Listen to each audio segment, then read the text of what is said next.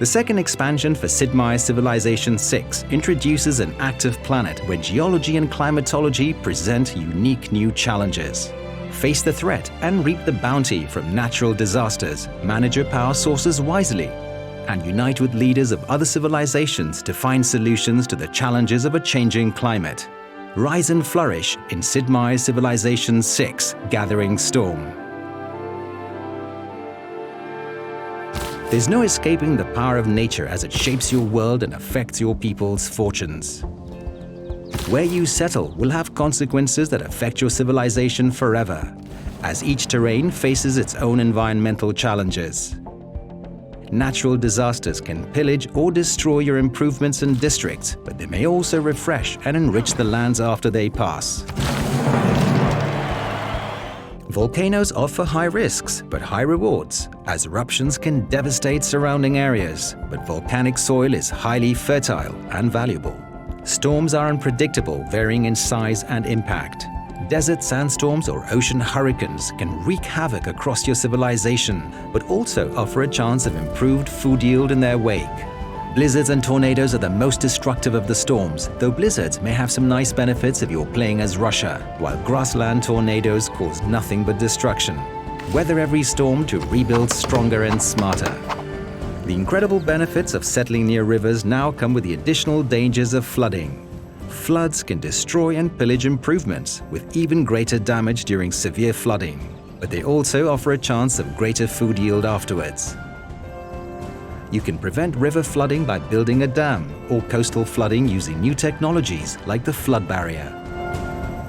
The complexity of climate change is the final environmental challenge your people will face. As the game progresses and civilizations consume certain fuel resources, carbon dioxide will be released, leading to higher global temperatures and unique consequences, including increased storms or flooding and rising sea levels. While climate can destroy your civilization, resources will build it.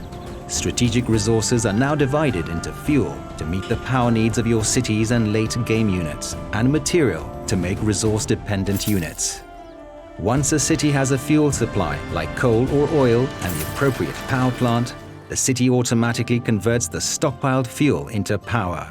Power is especially important from the industrial era onwards. Buildings in a city needed to function at full performance, with unpowered buildings producing less than half their normal yield.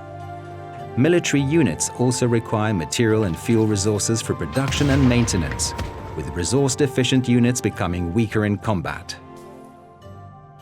But be aware, your management of fuel will directly affect the world's temperature and the climate consequences your people will face. Alternatively, you may build green energy sources later in the game, such as hydroelectric dams and wind farms. Nuclear power plants can also provide cities with green power, adding only light carbon emissions, but the chances of a nuclear accident will increase as the power plant ages. Depending on the severity of the accident, the surrounding area will be subject to fallout, just as if a nuclear weapon had detonated. You can protect from this by performing maintenance on the nuclear power plant as a project. The true test of facing global changes is working with other civilizations. Make your voice heard among other leaders during meetings of the World Congress and craft a path toward diplomatic victory. Earn diplomatic favor through alliances, influencing city-states, competing in world games, participating in peace accords, and more. Use your favor to help or hinder others. Extract promises from leaders, increase the weight of your votes, or propose resolutions that will affect all civilizations.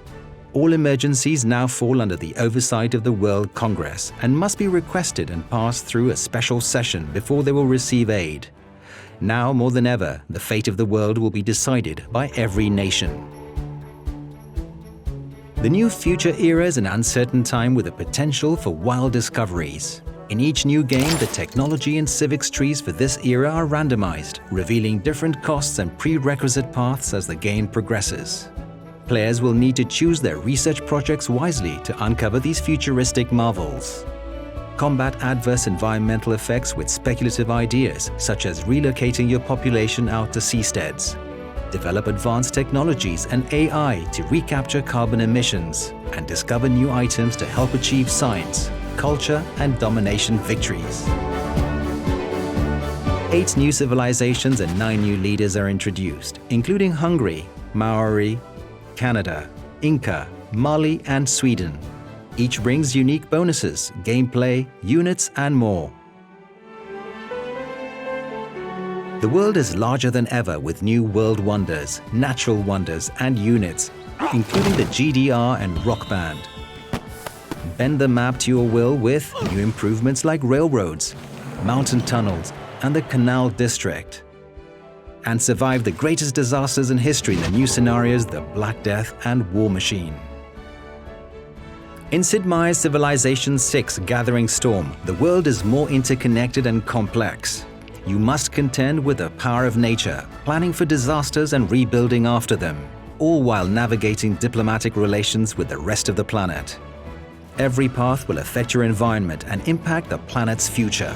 How will you conquer the elements? And what kind of world will you create in Sid Meier's Civilization VI Gathering Storm?